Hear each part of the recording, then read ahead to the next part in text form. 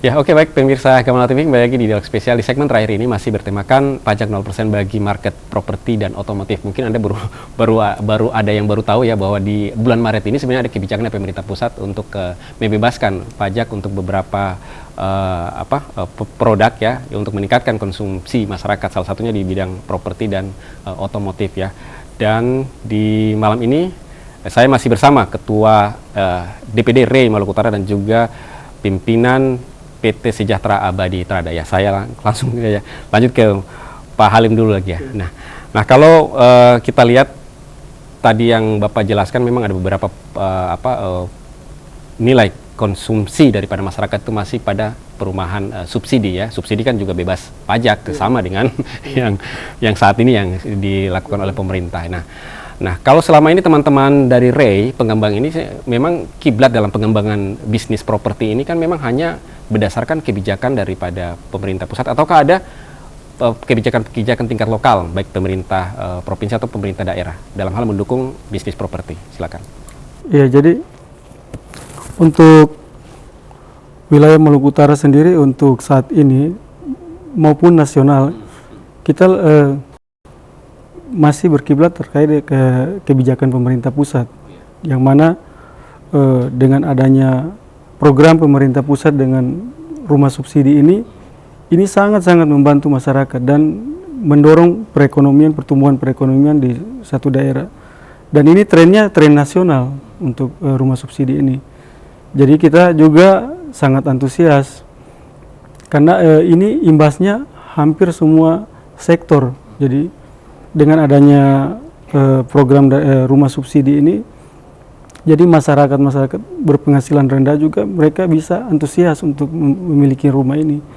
Dan teman-teman sendiri untuk bagaimana mereka bisa survive, mereka harus ikuti ini program rumah subsidi ini, karena memang banyak sekali kebijakan pemerintah yang membantu untuk bagaimana kita bisa mengurangi biaya-biaya terkait dengan pajak, aturan-aturan lain, karena memang di dunia properti atau di perumahan ini kan banyak sekali perizinan.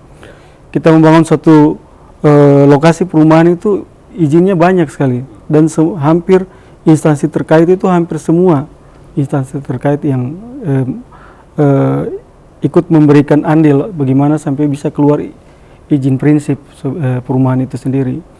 Jadi karena ada kebijakan-kebijakan dari pemerintah pusat, makanya aturan-aturan yang ada di daerah yang terlalu banyak itu dipangkas itu.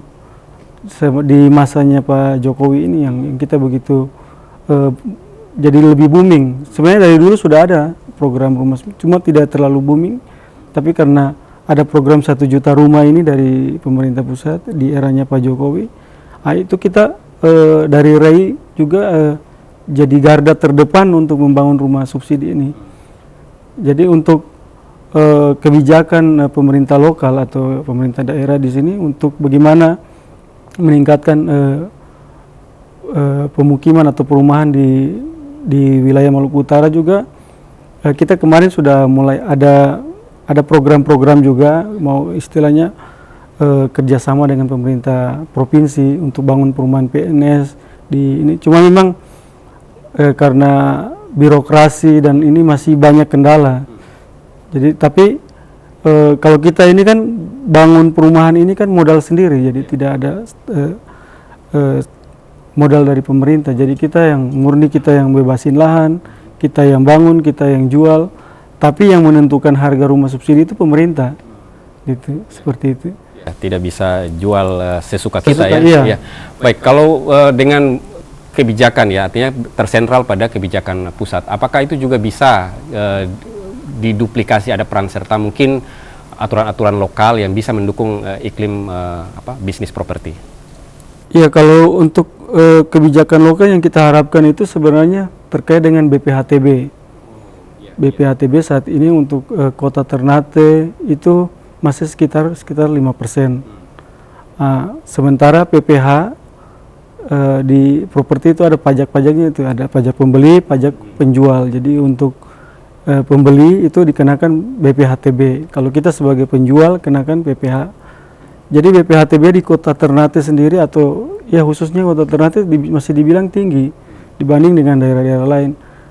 Dengan saya sih harapannya kemarin kita sudah menyurat ke wali kota masih zamannya Pak Haji Bur agar disesuaikan, yang mana daerah lain itu BPHTB itu cuma 1%. Dia disamakan dengan PPH. Dengan harapannya BPHTB 1% itu dia tidak terlalu besar membayar pajak. Tapi ini belum terrealisasi sampai saat ini. Nanti harapannya dengan ada Pak Wali Kota yang baru kita bisa coba komunikasi lagi. Karena ini memang dampaknya kalau properti itu sangat luar biasa. Karena kita itu di bawah kita itu ada sekitar 170 turunan bidang usaha yang bisa membangkitkan bidang usaha itu. Jadi umumnya saya bangun satu rumah gini, itu kan ada semen, ada tela, ada pasir, ada ini macam-macam. Jadi dengan harapannya kita bisa berkembang, kita maju. Jadi masyarakat yang punya usaha tela, yang punya pasir, itu, mereka juga bisa bergerak karena kebutuhan material yang kita butuhkan itu cukup banyak. Jadi gitu. Contohnya saya bangun satu proyek itu bisa mau bangun 200 unit. Itu kebutuhannya sampai puluhan miliar, sampai bisa ratusan miliar. Dengan mereka bisa bertumbuh, akhirnya mereka bisa tadi seperti Pak Mas tadi sampaikan bahwa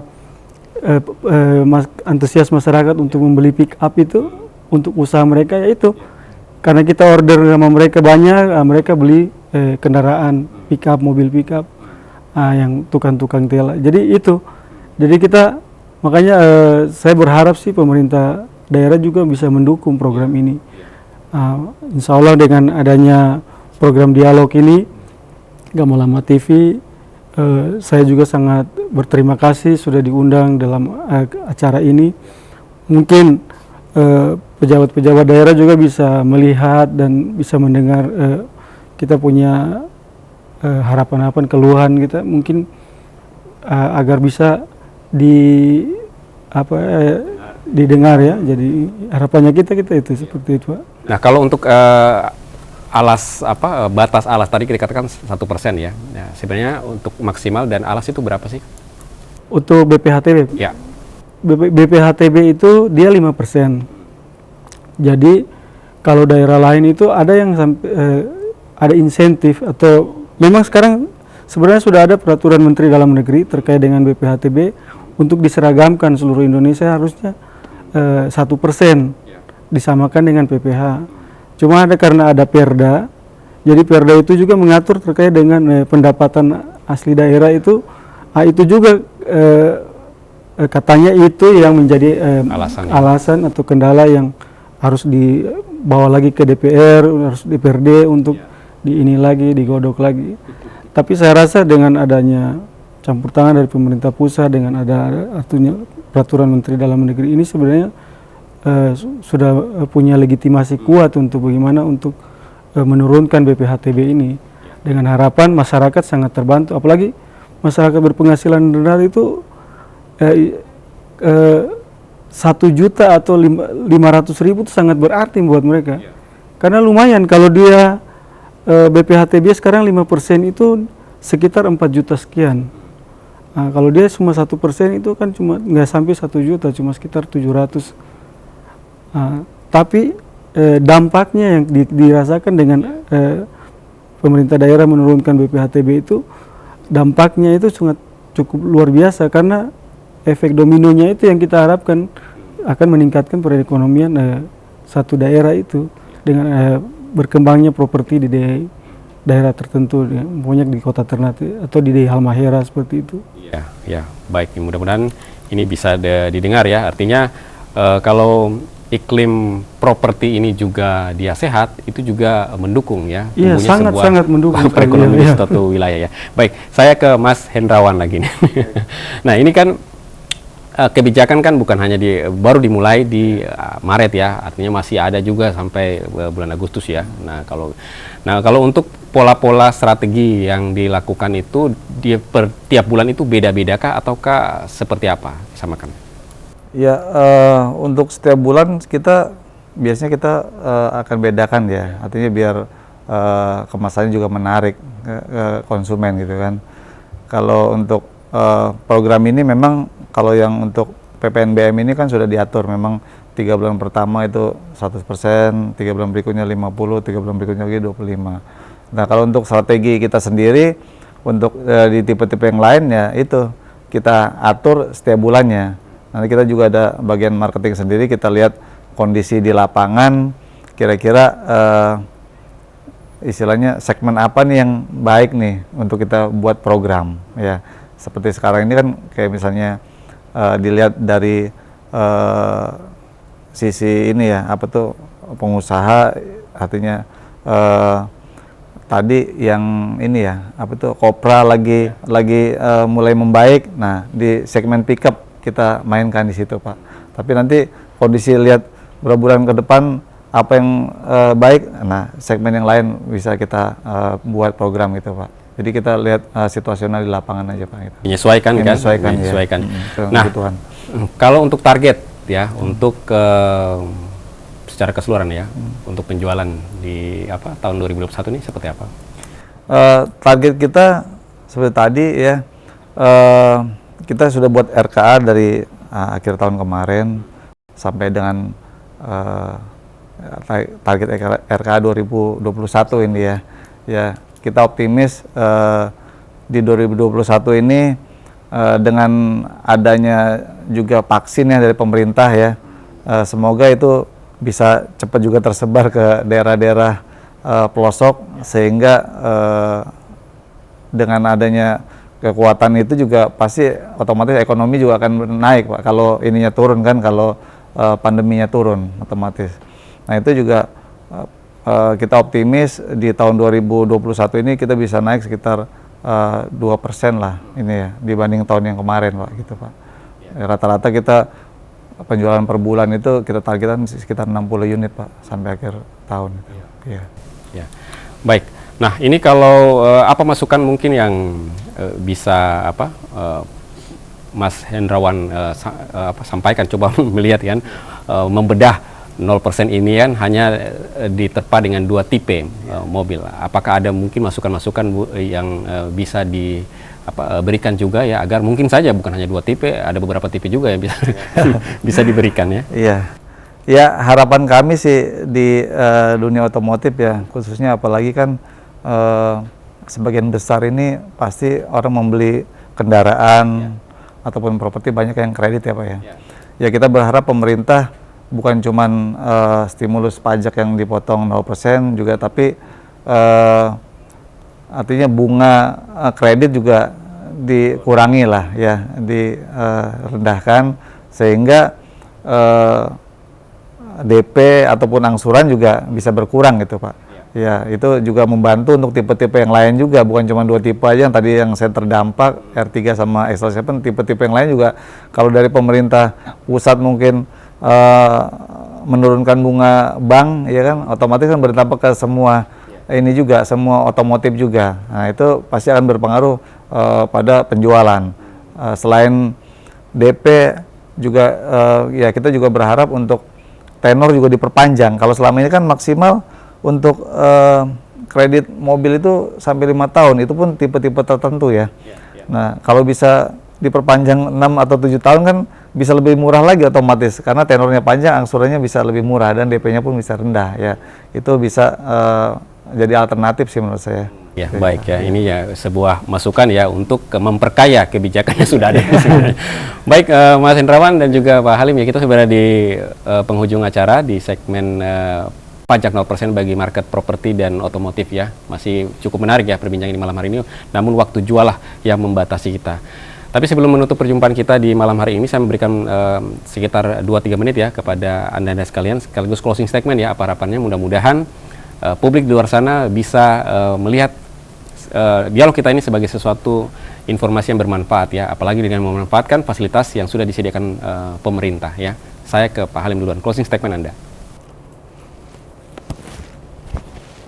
Ya, terima kasih. Jadi harapan saya dengan adanya kebijakan pemerintah terkait dengan insentif PPN 0%, bisa dimanfaatkan oleh masyarakat, dan ini momennya sangat langka karena masyarakat pemerintah ini inginkan untuk meningkatkan perekonomian nasional, makanya ada kebijakan ini. Dan harapannya masyarakat bisa segera gitu, kalau memang belum punya rumah segera miliki rumah dengan adanya program ini. Dan statement saya terakhir, bagi masyarakat yang belum punya rumah, daripada ngekos segera miliki rumah sendiri gitu Pak. Mungkin itu aja dari saya. Itu lebih baik ya. Baik, yang berikut Pak Mas Hendrawan, closing statement Anda. Oke, terima kasih. Ya, mungkin hampir sama ya dengan properti juga ya.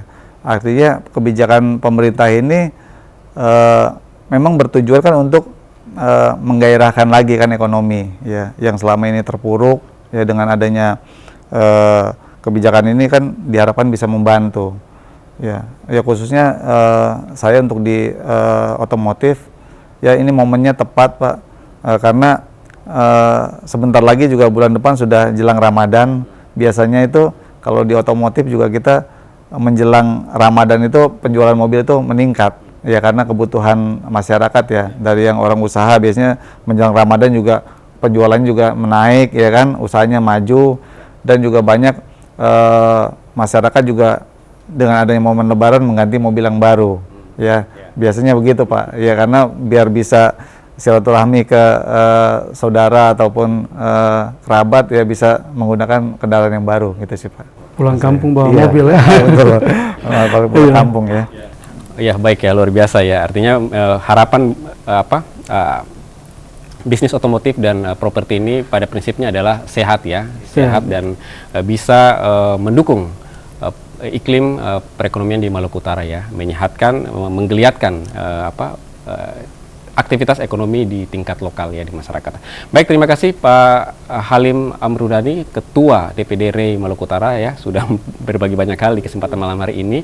Nah, mudah-mudahan teman-teman di pengembang juga sehat selalu ya dalam menjalankan bisnis properti ini. Dan juga terima kasih juga ke Pak Mas Hendrawan, pimpinan cabang ya PT Sejahtera Abadi Trade ya, sudah banyak berbagi hal informasi ya terkait dengan geliat bisnis otomotif ya, apalagi memanfaatkan pajak 0% ini ya. Mudah-mudahan ini juga bisa ditangkap oleh publik di luar sana ya, agar ya seperti harapan tadi ya, angka penjualan semakin meningkat ya, minat ke perumahan maupun minat ke mobil juga akan semakin meningkat, tentunya dengan strategi pemasaran yang brilian juga ya. Baik pemirsa Gamawan TV, tak terasa sudah 1 jam kita berdiskusi panjang lebar terkait dengan tema kita di malam hari ini, pajak 0% bagi market properti dan otomotif. Besar harapan kami apa yang kami sajikan di kesempatan malam hari ini bisa bermanfaat bagi Anda di luar sana. Dan pesan kami ya, ikuti pesan pemerintah ya, menjaga jarak, memakai masker, dan selalu mencuci tangan dengan air yang mengalir. Sampai jumpa dan ikuti terus program Dialog Spesial dari hari Senin sampai dengan hari Jumat jam 8 malam hanya di Gamawan TV. Semakin mantap. Sampai jumpa. Wassalamualaikum warahmatullahi wabarakatuh.